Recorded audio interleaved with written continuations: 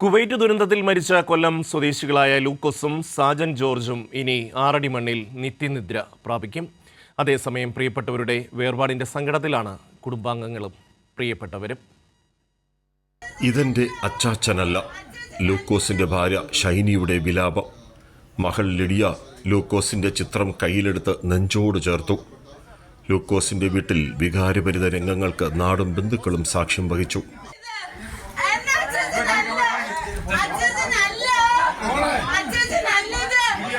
കടന്നുപോയ സന്ദർഭങ്ങൾ ഒരുമിച്ച് ആരാധിക്കാനും ശുശ്രൂഷിക്കാനും സ്നേഹം പങ്കിടുവാനൊക്കെ അവസരങ്ങൾ ലഭിച്ചിട്ടുണ്ട്. നല്ല ഓർമ്മകൾ ഞാൻ ഇപ്പോൾ 11:30 വരെ പൊതുദർശനം. പിന്നീട് IPCയുടെ സെമിത്തേരിയിലേക്ക് വിലാപയാത്ര പുറപ്പെട്ടു.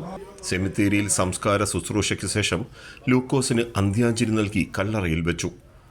പുനലൂർ നരിക്കൽ സ്വദേശി സാജൻ ജോർജിന്റെ ചേതനയറ്റ ശരീരം 11 മണിയോടെ വീട്ടിലെത്തിച്ചു.